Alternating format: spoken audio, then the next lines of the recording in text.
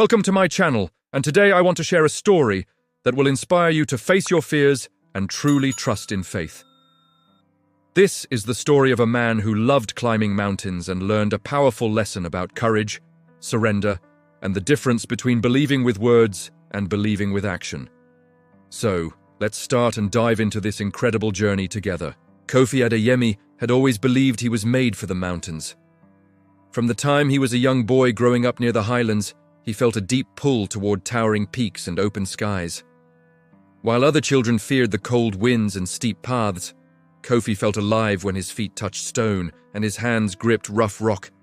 Over the years, he had climbed many mountains, each one more challenging than the last. Every successful climb fed his confidence, and slowly, that confidence grew into something stronger, an unshakable belief that he needed no one but himself. People often warned Kofi to be careful. Elders advised him to prepare, to study the weather, to plan his steps carefully, and to seek guidance when choosing difficult paths. Kofi listened politely, but deep inside, he believed their concern was unnecessary. He trusted his experience more than advice.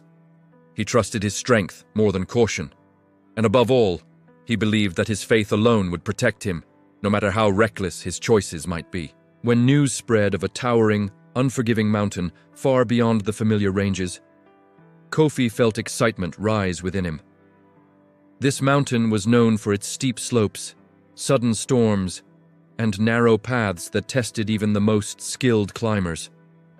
Many had tried to reach its peak, and some had turned back in fear. Others had never returned. To Kofi, this was not a warning. It was a challenge calling his name. He did not study maps. He did not check weather reports. He did not ask experienced climbers for advice. He told himself that preparation was for those who doubted their abilities. He believed his hands were strong, his body capable, and his faith firm. In his mind, that was enough. On the morning of the climb, the world seemed to agree with him. The sky was clear, painted in soft shades of blue. The air was cool and fresh, filling his lungs with energy. Birds sang as if celebrating his journey, and the mountain stood silently before him, massive and proud. Kofi smiled to himself as he adjusted his gear and began his ascent. With each step upward, his confidence grew. The path was steep but familiar. His muscles moved with ease, guided by years of experience. By the time the sun reached its highest point, Kofi had already climbed halfway to the summit. He paused, catching his breath, and looked out over the land below. The view was breathtaking. Valleys stretched endlessly, rivers shimmered like silver threads, and the world seemed peaceful and small beneath him. Kofi bowed his head slightly and whispered a prayer of gratitude. He thanked God for his strength, for his life, and for the beauty laid before his eyes. In that moment, he felt calm and proud. He believed his faith had brought him this far, and he was certain it would carry him the rest of the way. He sat down on a flat rock, ate some food, and rested his tired legs. Closing his eyes, he breathed deeply, soaking in the silence and the stillness of the mountain. It felt like a sacred moment, one where heaven and earth were close enough to touch. But time did not pause for his reflection. Slowly, almost unnoticed, the warmth of the sun faded. When Kofi opened his eyes, the light had changed.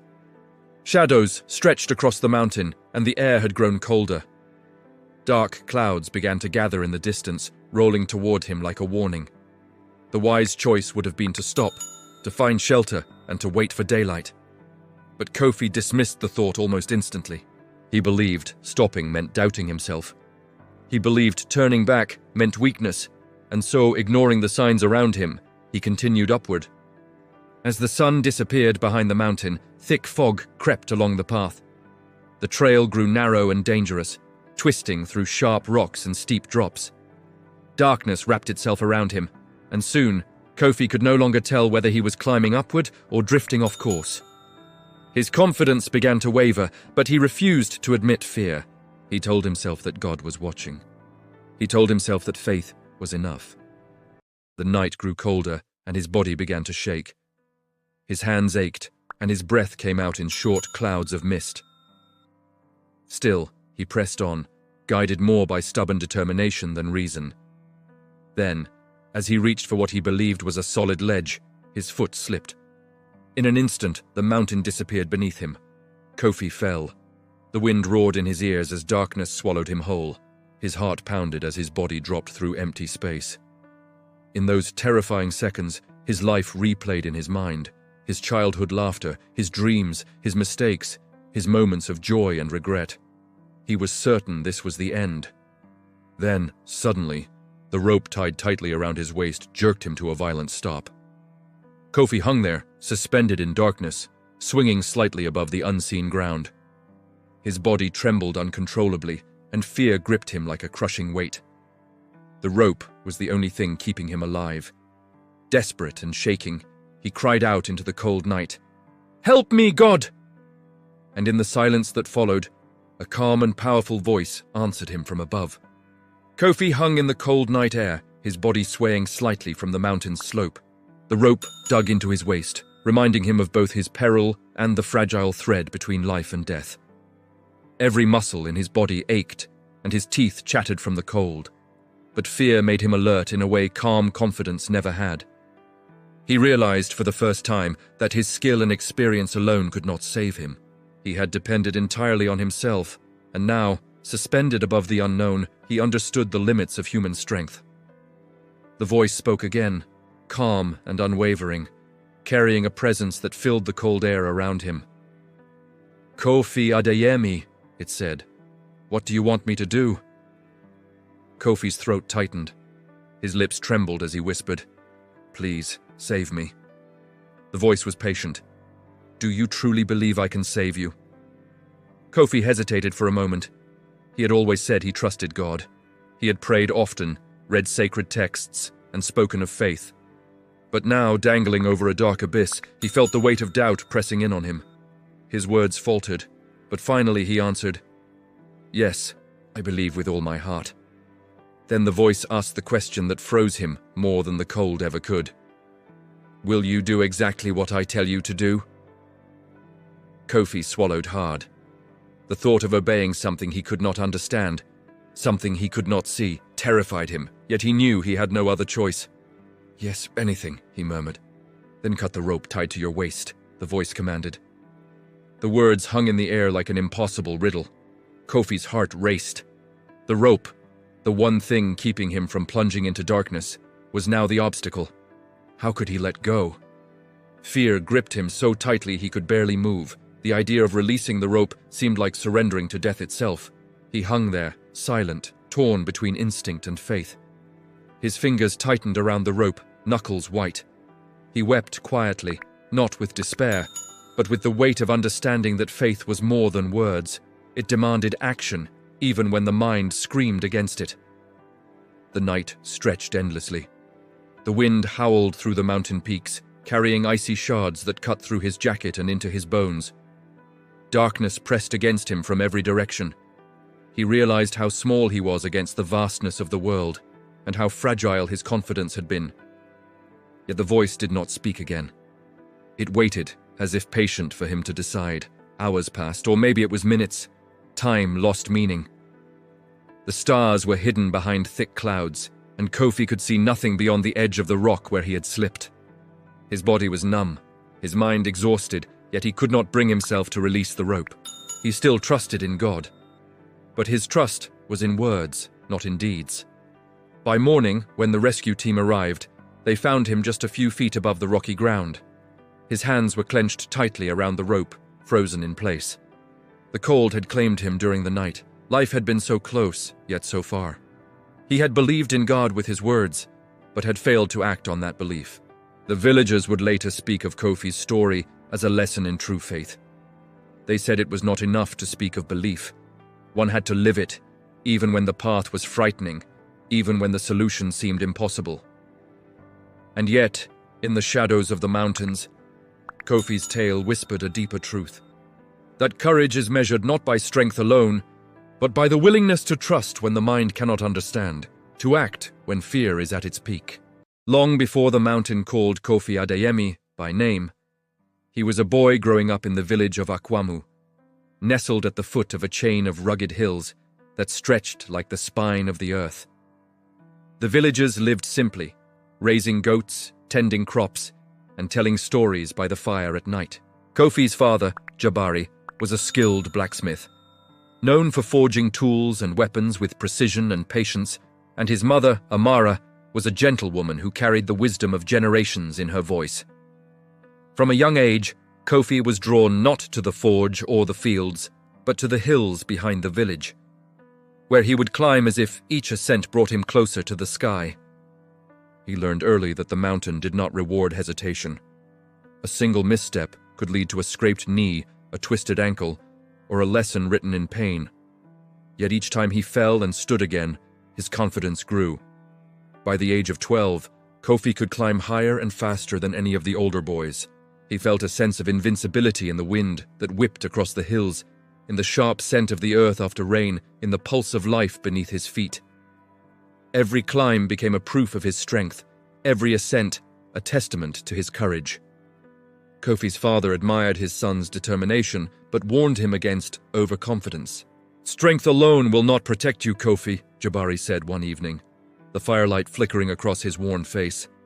"A man must learn to respect the mountain, to listen, to plan. Otherwise, the mountain will teach you lessons you cannot forget." Kofi nodded, but in his heart he felt untouchable. He had survived falls, storms, and long nights alone on the hills. He believed he had learned every lesson the earth could teach. And when his peers hesitated, weighed down by fear or doubt, Kofi pressed onward, believing that courage was his gift. His teenage years brought greater challenges. He ventured to distant ranges beyond the village, climbing peaks that even local guides approached with caution. The air was thinner, the slopes steeper, and the paths less forgiving. Yet Kofi thrived in these conditions. Villagers whispered about the boy who seemed blessed by the mountains themselves, who walked where others would not dare. He became a figure of admiration, a young man who had conquered peaks far beyond his years. But admiration can be dangerous, for it feeds the ego and convinces the heart that skill alone is enough. Kofi began to measure his faith by his victories rather than his actions. He prayed and gave thanks, but he believed that God's protection was guaranteed as long as he was strong. Planning, caution, and guidance became secondary in his mind. Instinct and confidence became his compass. When he first heard of the great, treacherous mountain far to the north, the one that would become the ultimate test, he felt no fear. To him, it was simply another challenge, one that would confirm what he already believed, that he could conquer anything with his hands, his mind, and his faith. Before setting out, Kofi spent little time preparing. He packed his gear quickly, believing experience was preparation enough. He brushed aside thoughts of weather reports or guides who knew the mountain's dangers. Even the elders' warnings echoed faintly in his mind, drowned out by the certainty of his own abilities. To Kofi, the mountain was not an obstacle, it was a stage, and he was ready to perform. As he began the ascent, memories of his childhood climbs mingled with the thrill of the present. He remembered scaling the jagged hills of Akwamu, the exhilaration of reaching a summit unseen by anyone else, the sense of triumph that came from trusting his strength. Every step upward carried both the weight of experience and the arrogance it had bred. Yet as the sun dipped behind the peaks that surrounded him, Kofi began to realize that even his memories of triumph were no guide in the face of the unknown. The fog thickened, the path disappeared under darkness, and the cold bit at him with a cruelty he had never felt in the familiar hills of his youth. Confidence, he began to understand, could not replace careful judgment. The rope around his waist swung in the wind, and Kofi stared at it with both hope and fear. He knew the voice had given him instructions, yet he could not obey. Everything he had believed, his skill, his faith, his courage, seemed inadequate against the invisible forces pressing against him. In that suspended moment, the full weight of his upbringing, his experiences, and his unshakable confidence collided with reality. It was the beginning of a lesson that would stretch far beyond a single night. A lesson about trust, action, and the difference between belief in words and belief in deeds. The night pressed heavily on Kofi Adeyemi as he hung suspended from the mountain, the rope cutting into his waist and the cold gnawing at his bones. Darkness was no longer merely the absence of light. It was a weight, a living presence that surrounded him, whispering doubts into his mind. Every instinct screamed to hold on, to cling desperately to the rope, to resist the impossible command of the voice that had asked him to cut it. Kofi's thoughts raced. He remembered his childhood, the confidence he had built climbing hills and peaks, the admiration of villagers, the pride in his own strength. But now none of that seemed to matter. Experience and skill were powerless against the unseen force that held him in midair. And even his prayers felt incomplete, hollow in their passivity. He realized that faith was more than words. It was action, obedience, and trust, even when the outcome was hidden. His mind wandered, trying to understand why he was frozen. He thought of the elders in his village, of his parents' warnings, and of all the times he had ignored guidance in favor of his own judgment. Each memory was a small weight, piling on top of his fear. He saw clearly that his overconfidence had brought him here, not lack of strength, not lack of skill, but the arrogance of believing he could face anything alone. The wind howled around him, sharp and relentless. Snowflakes began to fall, tiny but biting. The rope swayed dangerously, reminding him with every movement that a single miscalculation could end his life. Yet the voice remained calm, waiting, patient, unyielding. Kofi's mind wrestled with disbelief. How could he release the one thing keeping him alive? How could trust in something unseen outweigh the instinct to survive? Minutes stretched into hours, or perhaps it was seconds. Time lost meaning. Every sound became magnified. The creak of the rope, the rush of wind through the rocks, the distant echo of his own ragged breathing. He wanted to obey the voice, wanted to trust fully, but fear gripped him like iron chains. He remembered the people he loved, the villagers who had nurtured him, his parents who had believed in his potential, and the friends who had watched him climb fearlessly. He imagined their faces, their prayers, their hopes, and suddenly the struggle within him intensified. This was not just about survival. It was about surrender, letting go of his pride, letting go of control, and trusting completely. Kofi whispered prayers more desperate than any he had ever offered. "God," he said, "I believe in you. Please guide me. Help me understand." His words trembled in the cold night air, but the voice did not respond immediately. It was as if the mountain itself waited for him to take the first step of trust. Fear and faith collided within him. He realized that for all his confidence, he had only believed in God in words. His actions, until this moment, had never truly reflected complete surrender. Every climb he had undertaken had been a triumph of skill over circumstance, not an act of obedience to a higher power. And now, suspended in darkness, Kofi understood that faith required action, even when the path was terrifying. The cold bit deeper, and the fog thickened. His fingers, once strong and sure, began to tremble uncontrollably. His toes and legs were numb, and exhaustion threatened to steal his consciousness. Yet even as fear and cold combined to overwhelm him, Kofi sensed a quiet presence around him, the still, unwavering patience of the voice. It was a moment of profound choice. The rope was the symbol of survival, yet it was also the barrier to true trust. To hold on meant safety in the short term but failure in faith. To release meant surrender, vulnerability, and the ultimate test of belief. Kofi's mind battled itself. He wanted to obey, wanted to leap into the unknown with full trust, but instinct and fear held him captive. His heart pounded. His breath came in ragged bursts, and tears mixed with the frost on his face. He realized that true courage was not about skill or strength. It was about surrender, obedience, and trusting beyond understanding. The night seemed eternal, stretching endlessly as Kofi hung there, trapped between fear and faith. And in that darkness, he understood the lesson that had been waiting for him since childhood. That belief alone was not enough. Faith required action, even when the outcome was unseen, even when fear demanded he cling to the familiar. As Kofi Adeyemi dangled in the icy darkness, he found himself reflecting on every climb he had ever undertaken. Each peak he had conquered, each path he had braved, now seemed both an achievement and a warning. He remembered the high hills of his childhood in Akwamu, where his small hands had first gripped rough stones and his legs had learned balance on uneven ground. He remembered the exhilaration of reaching summits unseen by anyone else, the pride swelling in his chest as villagers cheered him on.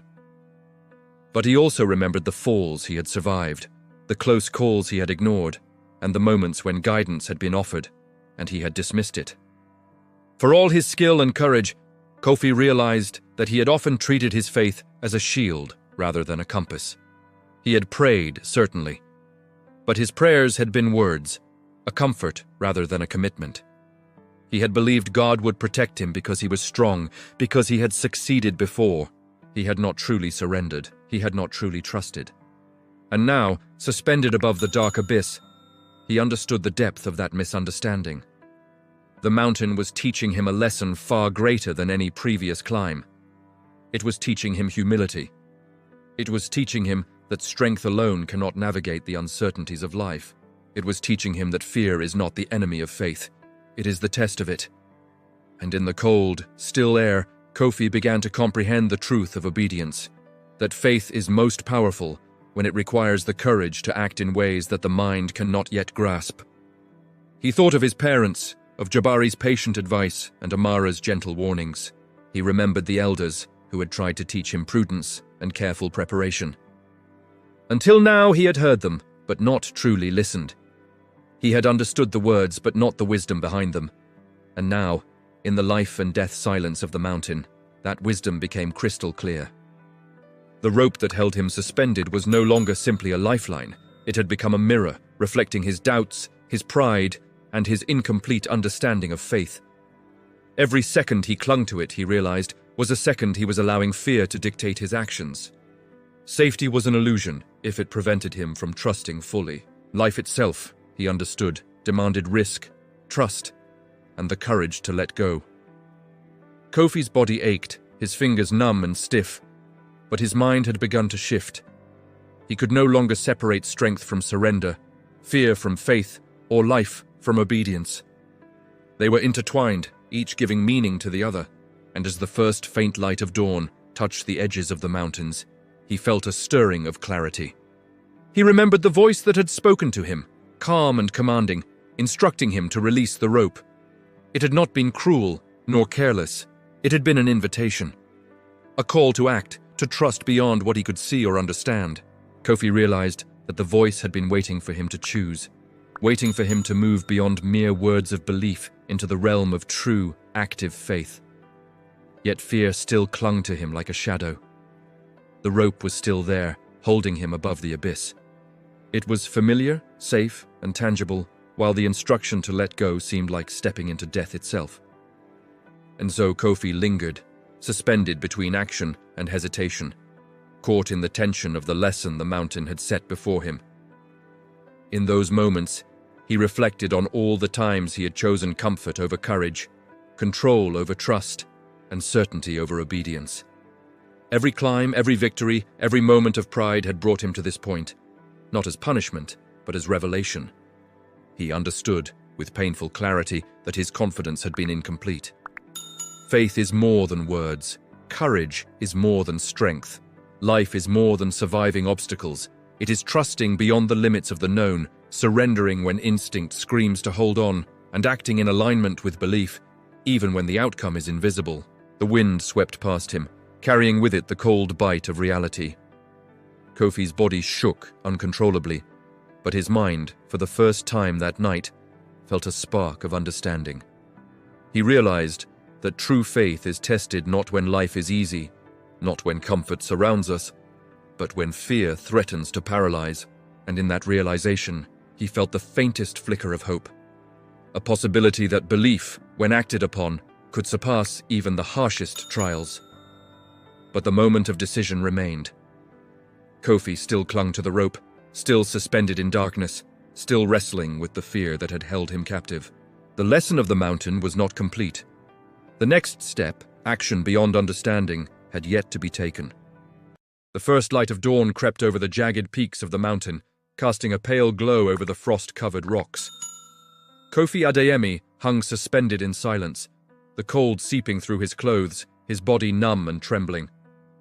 The wind whistled around him, carrying a chill that gnawed at his bones, but it was not the cold that frightened him most. It was the rope, the familiar lifeline that had become both a shield and a prison. Kofi knew the voice was right. True faith demanded surrender, obedience, and courage beyond comprehension. But the mind, trained for survival, rebelled. "How can I let go?" he whispered to the empty air, his lips trembling. "This rope is all I have. How can I trust when I cannot see what lies beneath?" He thought of his life. The childhood spent climbing the hills of Akwamu, the victories that had built his confidence, the falls that had left scars he barely remembered. He remembered his parents' warnings, the elders' counsel, and the many times he had been saved by his own strength. All of it had led to this single, suspended moment. The voice returned, calm and certain, echoing through the mountain air. "Kofi Adeyemi, do you trust me?" Kofi swallowed hard, the cold tightening his throat. I do, he said, though a tremor ran through his words. He realized that trust was not an abstract idea. It was a choice, a conscious act that required him to step beyond instinct and fear. The rope beneath his hands seemed heavier than ever, a tangible representation of his reluctance. His fingers clenched it with desperation, unwilling to let go, unwilling to risk the unknown. And yet, deep within, a small voice whispered that life, true life, lay not in clinging to safety, but in stepping into faith. Kofi's mind raced through every prayer he had ever spoken, every scripture he had read, every story he had heard of courage and divine protection. None of it mattered if he did not act. Words alone could not save him. Faith without action was an illusion, a fragile comfort that would vanish in the face of true trial. He closed his eyes, trying to quiet the storm inside him. The mountain seemed endless, the darkness beneath him impenetrable. And in that stillness, Kofi felt something shift. A quiet understanding, a seed of surrender, took root. He realized that the rope was not his savior. It had been a test, a challenge to measure the depth of his trust. To survive, he would need to release his grip, to act beyond comprehension, to step into faith fully and without reservation. Time seemed to stretch. Every heartbeat thundered in his ears. The wind howled, the rocks glistened, and the fog swirled around him like a living thing. Kofi knew that hesitation could cost him everything. But courage was not the absence of fear. It was choosing to act despite it. He whispered a prayer, short and simple, but filled with complete surrender. "God, I trust you. I will obey." His fingers loosened slightly, still trembling, still holding but moving toward release. Every muscle protested, every instinct screamed, and yet, in the deepest part of his being, he felt the unmistakable pull of understanding. That life, freedom, and salvation required trust beyond comprehension. The rope remained his lifeline, but it was no longer the answer. It was a symbol, a challenge, a mirror of his own fear. And as the light grew brighter, Kofi prepared himself to take the step that would test every ounce of his faith. The mountain waited, silent and immovable. The wind sang through the peaks, carrying the promise of consequence and reward. And Kofi, trembling and exhausted, understood that the moment of truth had arrived. The wind whipped more fiercely as the sun rose higher over the mountain, casting sharp shadows across the jagged rocks. Kofi Adeyemi hung suspended, his fingers still wrapped tightly around the rope. The cold biting into him, but his mind clearer than it had ever been.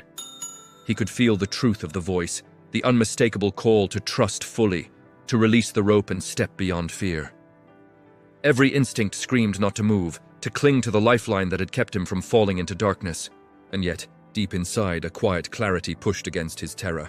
Faith is proved in action, not in words. For a moment, Kofi closed his eyes. Memories flooded back. The childhood climbs in Akwamu, his first victories over steep hills, the praise of villagers, and the gentle warnings of his parents. Each memory now carried a new weight, a lesson he had failed to learn in his pride. He realized that his survival until this point had depended on his skill, his strength, and the rope. But survival alone was not life. It was only the beginning. True life demanded trust, surrender, and obedience. His fingers trembled, loosening ever so slightly. He whispered, "I trust you, God. I believe.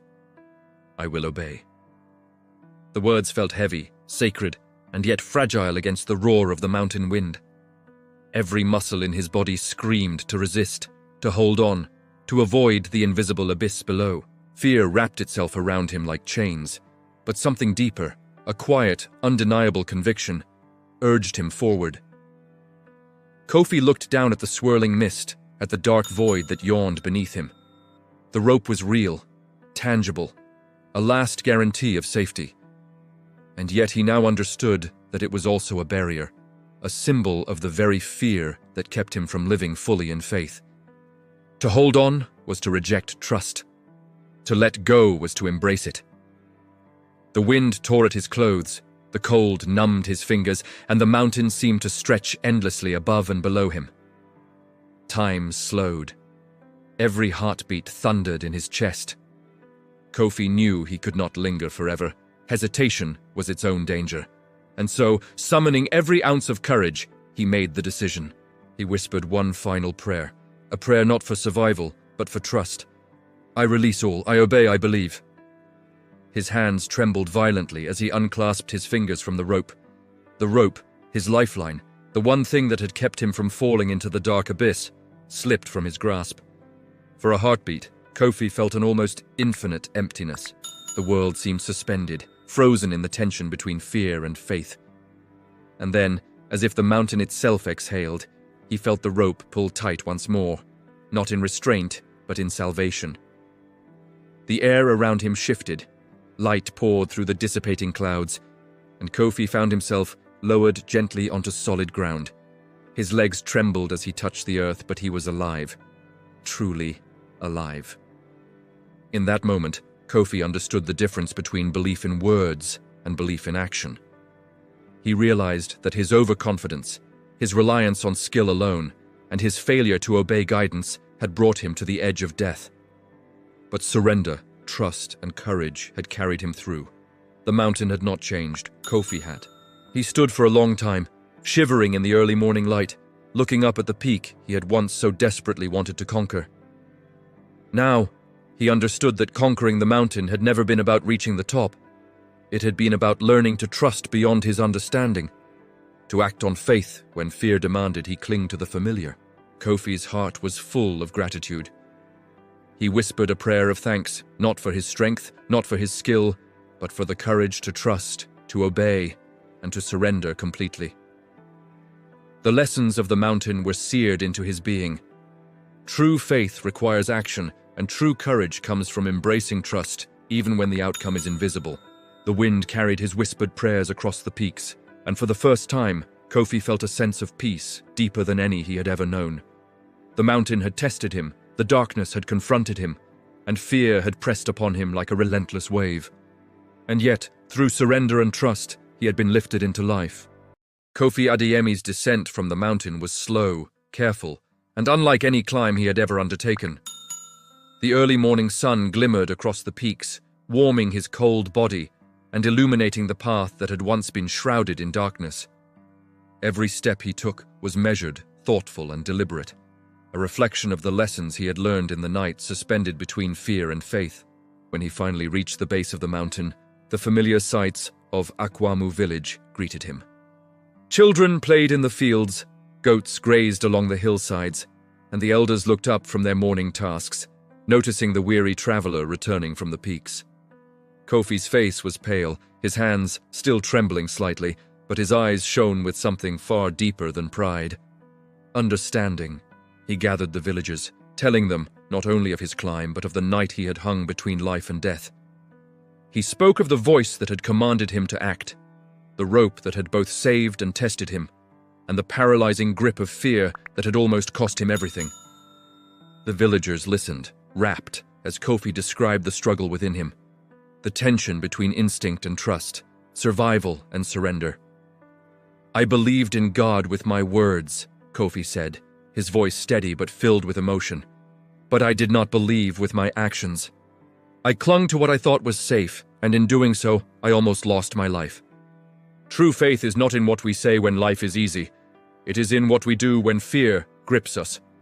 Courage is not strength alone.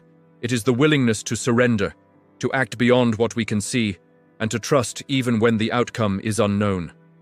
The elders nodded slowly, their eyes reflecting the wisdom they had long tried to pass down. They understood the lesson in his words, and the children listened wide-eyed, absorbing the gravity of the story.